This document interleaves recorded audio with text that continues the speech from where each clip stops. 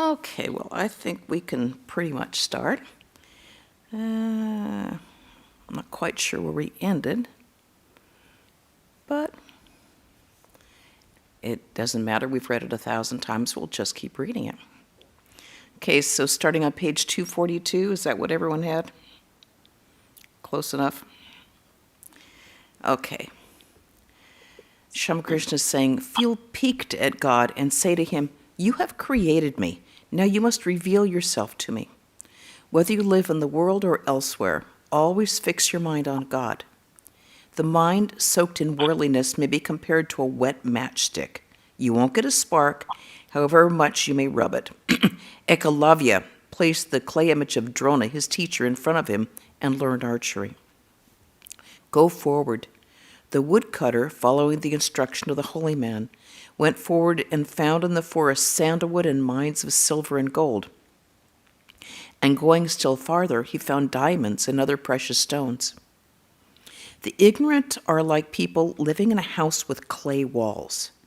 There's very little light inside, and they cannot see outside at all.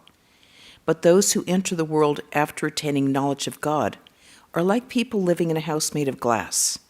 For them, both inside and outside are light. They can see things outside as well as inside.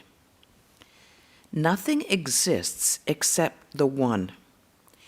That One is the Supreme Brahman. So long as he keeps the eye in us, he reveals to us that it is he who, as the primal energy, creates, preserves, and destroys this universe. That which is Brahman is also the primal energy. Once a king asked a yogi to impart knowledge to him in one word. A yogi said, all right, you will get knowledge in one word. After a while, the magician came to the king. The king saw the magician moving two of his fingers rapidly and heard him exclaim, behold, O king, behold. The king looked at him amazed, and within a few minutes, he saw that the two fingers had become one. Then the magician moved that one finger rapidly and said, behold, O king, behold. The implication of the story is that Brahman and the primal energy at first appear to be two. But after attaining knowledge of God, a knowledge of Brahman, one does not see the two.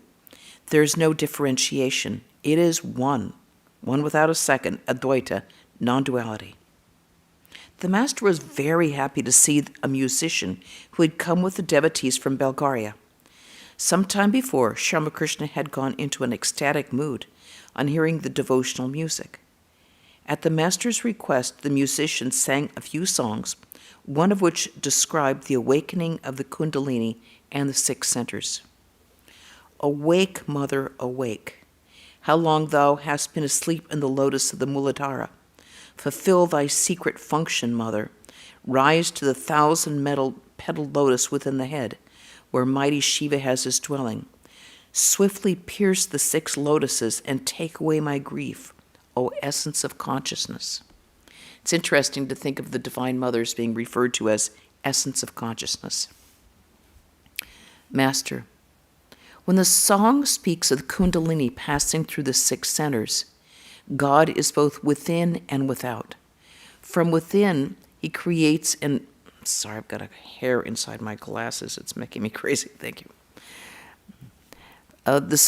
He creates various states of mind. After passing through the 6 centers, the jiva goes beyond the realm of Maya and becomes united with the Supreme Soul. This is the vision of God. One cannot see God unless Maya steps aside from the door. Rama, Lakshmana, and Sita were walking together. Rama was in front, Sita walked in the middle, and Lakshman followed them. But Lakshman could not see Rama because Sita was between them. In like manner, man cannot see God because Maya is between them. To Mani Malak. But Maya steps aside from the door when God shows his grace to the devotee. When the visitor stands before the doorkeeper says to the master, Sir, command us, and we shall let him pass. There are 2 schools of thought, the Vedanta and the Purana.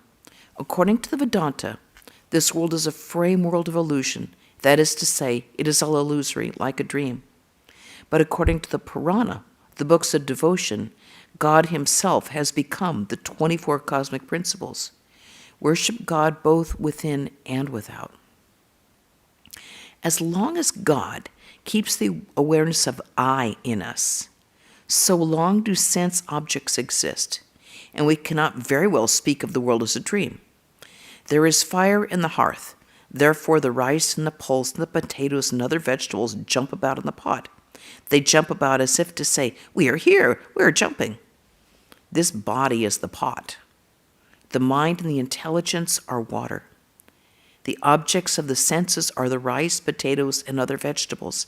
The I consciousness identified with the senses says, "I'm jumping about." And Satchidananda is the fire.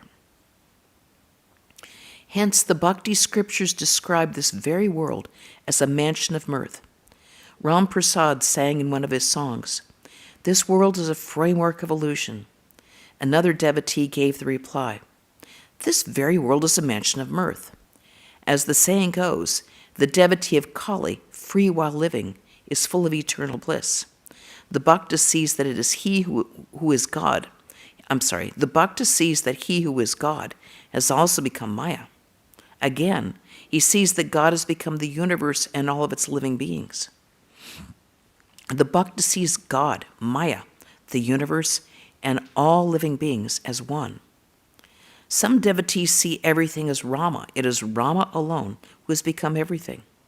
Some see everything as Radha and Krishna. To them it is Krishna alone who has become the 24 cosmic principles. It is like seeing everything green through green glasses. But the Bhakti scriptures admit that the manifestations of power are different in different beings. It is Rama who has become everything, no doubt, but he manifests himself more in some than in others. There is one kind of manifestation of Rama in the incarnation of God, and another in men. Even incarnations are conscious of the body. Embodiment is due to Maya. Rama wept for Sita, but the incarnation of God puts a bandage over his own eyes by his own sweet will, like children playing blind men's bluff. The children stop playing when their mother calls for them. It is quite different, however, with ordinary people. The cloth his eyes are bandaged with is fastened to the back with screws, as it were. There are 8 fetters: shame, hatred, fear, caste, lineage, good conduct, grief, and secretiveness. These are the 8 fetters, and they cannot be unfastened without the help of a guru. That's really interesting because we often think, gee, these are things I better work on it. But he says they cannot be unfastened without the help of a guru. A devotee: "Sir, please bless us." Master: "God is in all beings, but you must apply to the gas company. It will connect the storage tank with a pipe in your house."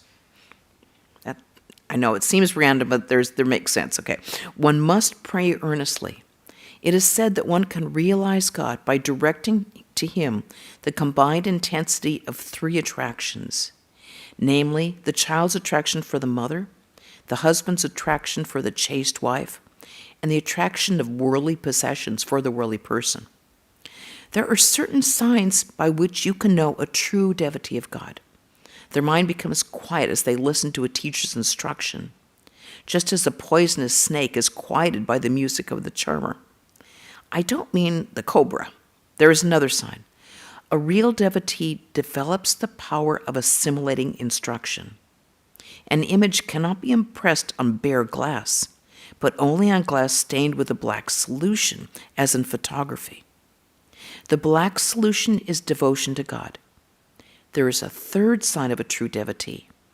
A true devotee has controlled his senses. He has subdued his lust. The gopis were free from lust. You were talking about leading a householder's life. Suppose you are a householder. It rather helps in the practice of a spiritual discipline. It's like fighting from the inside of a fort. The tantrics sometimes use a corpse in their religious rites. Now and then the dead body frightens them by opening its mouth. That is why they keep fried rice and gram near them, and from time to time they throw some of the grams into the corpse's mouth. Thus pacifying the corpse, they repeat the name of the deity without any worry. Likewise, the householder should pacify his wife and other members of the family. He should provide them with food and other necessities. Thus he removes the obstacles to his practice of spiritual disciplines. Those who still have a few worldly experiences to enjoy should lead a householder's life and pray to God. That is why Nityananda allowed the worldly to enjoy catfish soup and the embrace of a young woman while repeating God's name. But it is quite different from genuine sannyasis. A bee lights on flowers and on nothing else. To the chatak bird, all water except rain is tasteless. It will drink no other water. But it looks up agape for the rain that falls from the star Svati. When the star Svati is in the ascendant, it drinks only that water. A real sannyasi will not enjoy any kind of bliss except the bliss of God. A bee lights only on flowers. The real monk is like a bee, whereas the householder devotee is like a common fly, which lights on a festering sore as well as on a sweetmeat. You've taken so much trouble to come here. You must be seeking God. But almost everyone is satisfied simply by seeing the garden. Only one or two look for its owner. People enjoy the beauty of the world. They do not seek its owner. Pointing to the singer.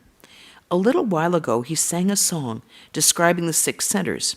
These are dealt with in yoga.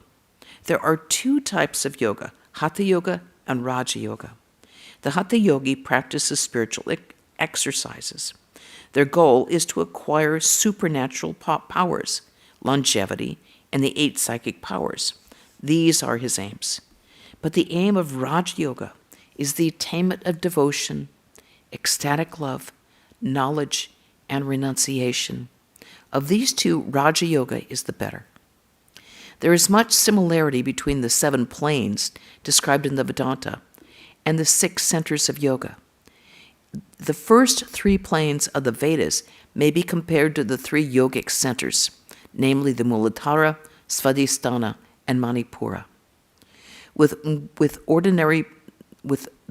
Muladhara is the very base of the spine. Svadhisthana is in the organs of evacuation, and Manipura is at the navel.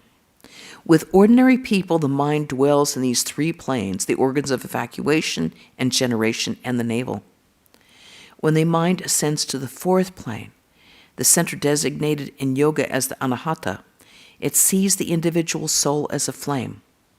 Besides, it sees light. At this, the aspirant cries, "Ah, what is this? What is this?" When the mind rises to the 5th plane, the aspirant only wants to hear about God. This is the Vishuddha center of yoga. The 6th plane and the center known by the yogi as Agya are one and the same. When the mind rises there, the aspirant sees God. But there is still a barrier between God and the devotee. It's like a barrier of glass in a lantern, which keeps one from touching the light. King Janaka used to give instruction about Brahmagyana from the 5th plane. Sometimes he dwelt on the 5th plane and sometimes on the 6th. After passing through the 6 centers, the aspirant arrives at the 7th plane. Reaching it, the mind merges in Brahman. The individual soul and the supreme soul become one. The aspirant goes into samadhi. His consciousness of the body disappears. He loses the knowledge of the outer world. He does not see the manifold anymore. His reasoning comes to a stop. Trilanga Swami once said that because a man reasons, he is conscious of multiplicity, of variety. Attaining samadhi, one gives up the body in 21 days. Spiritual consciousness is not possible without the awakening of the Kundalini. A man who has realized God shows certain characteristics. He becomes like a child or a madman or an inert thing or a ghoul. Further, he is firmly convinced that he is the machine and God is the operator, that God alone is the doer and all others are his instruments. As some Sikh devotees once said to me, even the leaf moves because of God's will. One should be aware that everything happens by the will of Rama. The weaver said, "The price of the cloth by the will of Rama is 1 rupee 6 annas." By the will of Rama, the robbery was committed. By the will of Rama, the robbers were arrested.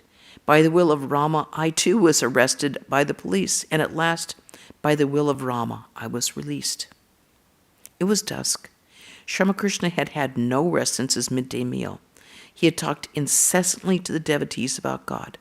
At last, the visitors took their leave and went home. And that's the end of that day. Is there any comments or questions or arguments? Difficulties? All right, we'll forge ahead. Friday, June 15th, 1883. It was a holiday on account of the Hindu religious festival Dashera. Among the devotees who visited Sri Ramakrishna at Dakshineshwar that day were Adhar, M., and Rakal's father. Rakal's father's father-in-law was also present. All were seated on the floor of the master's room. Rakal's father's father-in-law was a devotee of God. He asked the master, "Sir, can one realize God while leading the life of a householder?" Master, with a smile, "Why not? Live in the world like a mudfish. The mudfish lives in the mud, but itself remains unstained. Or live in the world like a loose woman. She attends to her household duties, but her mind is always on her sweetheart. Do your duties in the world, fixing your mind on God. But this is extremely difficult. I said to the members of the Brahmo Samaj, suppose a typhoid patient is kept in a room where there are jars of pickles and pitchers of water. How can you expect the patient to recover? The very thought of spiced pickles brings water to one's mouth. To a man, woman is that pickle. The craving for worldly things, which is chronic in a man, is the patient's craving for water. There is no end to this craving. The typhoid patient says, "I shall drink a whole pitcher of water." The situation is very difficult. There is so much confusion in the world. If you go this way, you are threatened with a shovel. If you go that way, you're threatened with a broomstick. Again, you go in another direction, and you're threatened with a shoe beating. Okay, it's tough. Besides, one cannot think of God unless one lives in solitude. The goldsmith melts gold to make ornaments, but how can he do his work well if he's disturbed again and again? Suppose you are separating rice from bits of husk. You must do it all by yourself. Every now and then, you have to take the rice in your hand and see how clean it is. But how can you do your work well if you're called away again and again? A devotee. What then is the way, sir? Master. There is a way. One succeeds if one develops a strong spirit of renunciation. Give up at once, with determination, what you know to be unreal. Once, when I was seriously ill, I was taken to the physician Ganga Prasad Sen. He said to me, "I shall give you a medicine, but you mustn't drink any water. You may take pomegranate juice." Everyone wondered how I could live without water, but I was determined not to drink it. I said to myself, I am a Paramahamsa and not a goose. I shall drink only milk. Okay, just to explain that, there's a footnote here. A Paramahamsa is one belonging to the highest order of monks, and the word also means swan. There's a popular tradition in India that a swan can separate the milk from a mixture of milk and water. It is said that the secretion of acid turns the milk into curd, which the swan eats, leaving the water behind. So that's what he means by that, and the goose. I shall drink only milk, he says. You have to spend a few days in solitude. But if you but touch the granny, and that's a allusion to hide and seek, if you but touch the granny, you are safe. Turn yourself into gold and live wherever you please. After realizing God and divine love in solitude, one may live in the world as well, to Rakal's father. That is why I ask the youngsters to stay with me, for they will develop love of God by staying here a few days. After that, they can very well lead the life of a householder. Devotee. If God is responsible for everything, then why should people speak of good and evil, virtue and vice? One commits sin also by the will of God. Isn't that so? Another devotee. How can we understand the will of God? Master. There is no doubt that virtue and vice exist in the world, but God himself is untouched by them. He's unattached to them.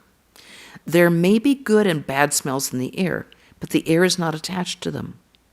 The very nature of God's creation is that good and evil, righteousness and unrighteousness will always exist in the world. Among the trees in the garden one finds mango and jackfruit and hog plum too. Haven't you noticed that even wicked men are needed? Suppose there are rough tenants on an estate. Then the landlord must send a ruffian to control them. The conversation again turned to the life of a householder. Master, to the devotees.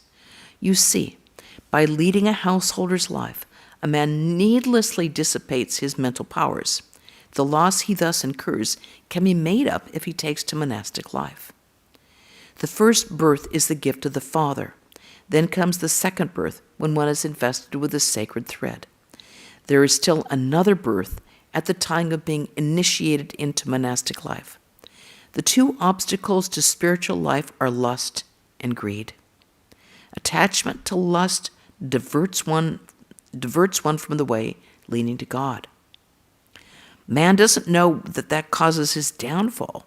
Once when going to the fort, I couldn't see at all the fort. I'm sorry. Once I was going to the fort, and that's a big fort in Calcutta. Once while going to the fort, I couldn't see at all that I was driving down a sloping road. But when the carriage went inside the fort, I realized how far down I had come. Alas, lust keeps men deluded. Captain says, "My wife is full of wisdom." The man possessed by a ghost does not realize it. Why, he says, "Why, I'm all right." The devotee listened to these words in deep silence. Master, it is not lust alone that one should be afraid of in the life of the world. There's also anger. Anger arises when obstacles are placed in the way of desire.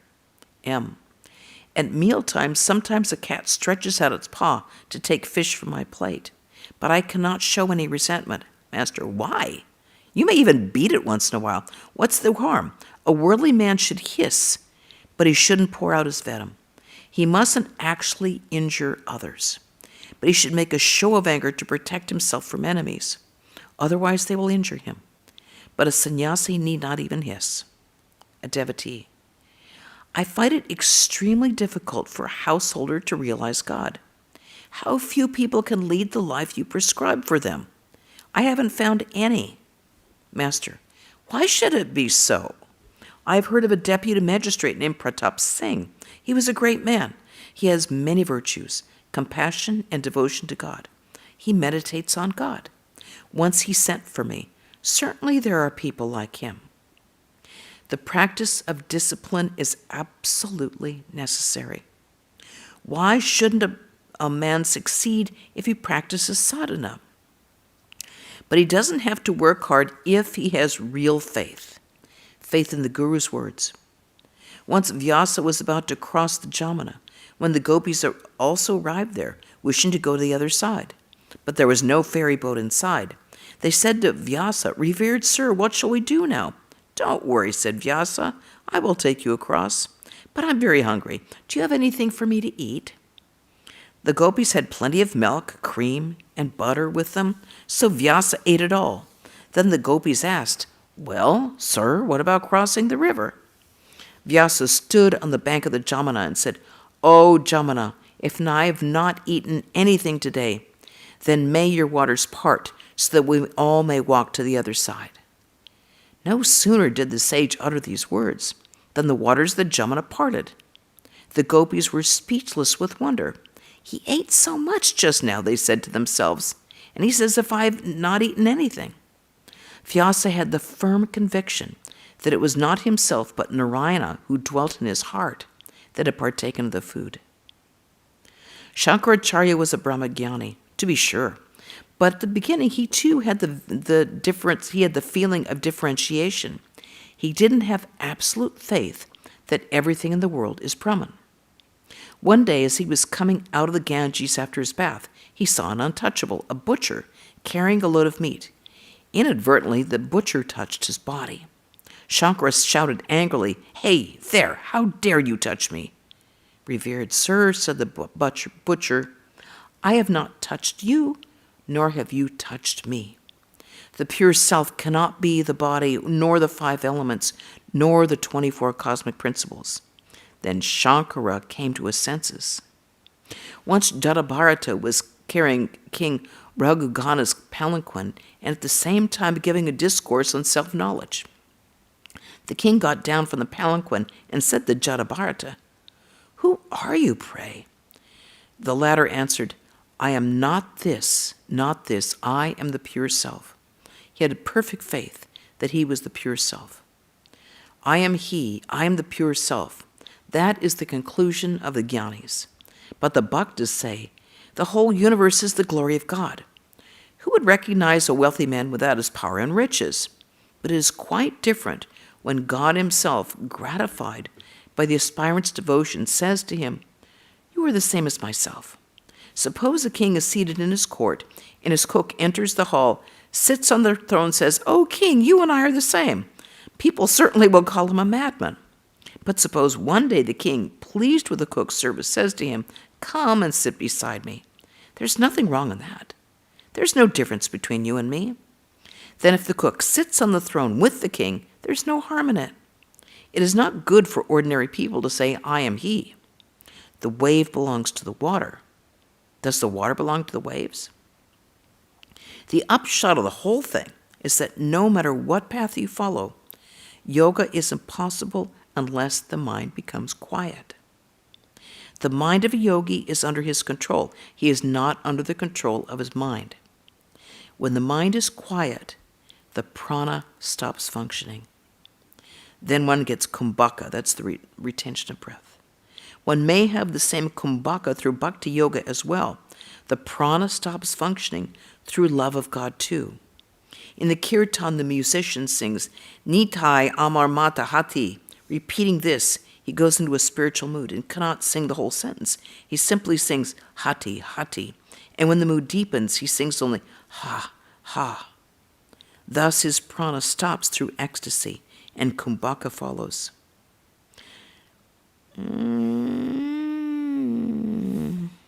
Okay, I'm going to go over the other side. Suppose a man is sweeping a courtyard with his broom, and another man comes and says to him, "Hello, so-and-so is no more. He is dead." Now, if the dead person was not related to the sweeper, the latter goes on with his work, remarking casually, "Oh, that's too bad. He is dead. He was a good fellow." The sweeping goes on all the same. But if the dead man was his relative, the broom drops from his hand. "Ah," he explains, and he too drops to the ground. His prana has stopped functioning. He can neither work nor think. Haven't you noticed among women that if one of them looks at something or listens to something in speechless amazement, the other women say to her, "What? Are you in ecstasy?" In this instance, too, the prana has stopped functioning, and so she remains speechless, with mouth agape. It will not do to merely repeat, "I am he, I am he." There are certain signs of a jnani. Narendra has big protruding eyes, pointing to a devotee. He also has good eyes and forehead. All good men are by no means on the same level. All men are by no means on the same level. It is said that there are 4 classes of men: the bound, the struggling, the liberated, and the ever-free. It is also not a fact that all men have to practice spiritual discipline. There are the ever-free and those who achieve perfection through spiritual discipline. Some realize God after much spiritual austerity, and some are perfect even from their very birth. Prahlada is an example of the ever-free. Eternally perfect sages like Prahlada also practice meditation and prayer, but they have realized the fruit, God vision. Even before their spiritual practice, they're like gourds and pumpkins, which grow fruit first and then flowers. Looking at Rakal's father. Even though an eternally perfect soul is born in a low family, Still, he retains his innate perfection. He cannot do anything else. A pea germinating in a heap of cow dung still grows into a pea plant. God has given some greater power than to others. In one man you will see the light of a lamp, in another the light of a torch. One word of Vidyasagar's revealed to me the utmost limit of his intelligence. When I told him of the different manifestations of God's power in different beings, he said to me, "Sir, has God then given greater power to some and then to others?" At once I said, "Yes, certainly he has. If there are not different degrees of manifestation of his power, then why should your name be known far and wide? You see, we have come to you after hearing about your knowledge and compassion. You haven't grown two horns, have you?" With all his fame and erudition, Vidyasagar said such a childish thing as, "Has God given greater power to some than to others?" The truth is that when the fisherman draws his net, he first catches big fish like trout and carp. Then he stirs up the mud with his feet and small fish come out, minnows, mudfish, and so on. So also, unless a man knows God, minnows and the like gradually come out from within him. What can one achieve through mere scholarship? That is the end of the day on the very bottom of the right-hand side. And are there any questions or problemas? Hi, John. Yeah, who are the gopis? The gopis were the milkmaids of Vrindavan who were with Krishna. They were divinely inspired and were seen as the perfect embodiments of divine love. They lost all consciousness of the outer world of their body and everything else. They would hear Krishna's flute, and that would be the divine call. And they would come running to him, dropping whatever they were doing to be with Krishna. One other question. What page did you end on? Pardon me? What page did you end on? I ended on the very bottom of page 249. Whoever does it next time, I'll remind them that. I remember the pickles in the hospital story a couple of times. I'm wondering, no big deal. I love hearing it many times, but I'm wondering if we're not rereading some of the same things. He uses the same illustrations many, many, many times. Thank you. And he does that for a reason. I mean, there's a reason why he keeps repeating certain things again and again. That's why he drives a point home again and again. If you don't get it this way, this time, maybe you'll get it another time. So there is a lot of repetition, and it's repetition for a good reason. Let me give some announcements. Okay, tomorrow there'll be a talk in the temple at 11 o'clock on loving God. On Wednesday, December 21st at 5 p.m., there'll be the reading of Swami Subodhananda's book, a book about him, also his reminiscences about it. It's a lovely book. Saturday, December 24th, that is Christmas Eve, a week from today. Sing along Christmas carols. Please join us in person or even online. You can just sit there wherever you are and just sing along with all these great Christmas carols. It will start immediately after Arati. Arati's at 6, so by 6:15-ish, Bobby will start his reading from the Nativity Gospels, interspersed with all these wonderful carols, and the program ends by 7 p.m. Sunday, December 25th, Christmas Day, Swami Sarvadevananda will be here, and he will speak on Christ the Messenger. Immediately after that, there will be the Christ Puja, the worship of Christ, and that will be Christ Puja, and then there will be prasad in hand. Okay, and then, of course, again, by Wednesday, we'll have yet another reading of Swami Subodhananda. Okay, so with that gives you a whole schedule there. Om Shanti Shanti Shanti Hari Om Tat Sat Sri Ramakrishna Arpanamastu. Thanks for joining, everybody.